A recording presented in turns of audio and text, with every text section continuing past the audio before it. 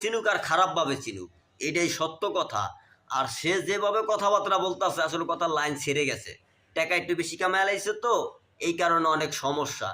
বাংলাদেশের জনগণ কি করতে পারে এটা হ্যাঁ নিজের চোখে দেখে নাই।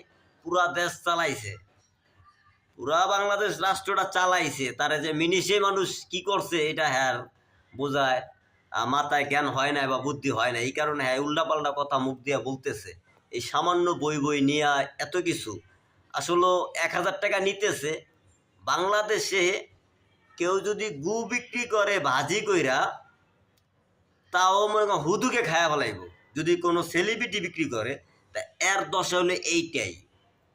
ওইটার ভিতরে এমন কি আছে মনে করেন, এটা বলার কথা না। আসলে কি কমু আর, হ্যাঁ বেচা খাইতেছে খাগা। কিন্তু আমরা জনগণ সাইকো হয়ে গেছি, এই কারণে আর ফ্যান ফলোয়াররা সাইকো হয়ে গেছে, এই কারণে বইটা 1,000 টাকাতে কিনতেছে। আর আসলে কি ভিডিও বানায় টাকা কামাই করে, কেন এই সমস্যাটা কি, এটা হলো মূল কথা। তার ফলোয়ার যা মন চা হেডি খাক, আমরা না খাইলে হয়েছে। ঠিক আছে, সবাই ভালো থাকবেন। ভালো লাগলে ভিডিওটা বেশি বেশি করে শেয়ার করবেন, বেশি বেশি করে শেয়ার করবেন।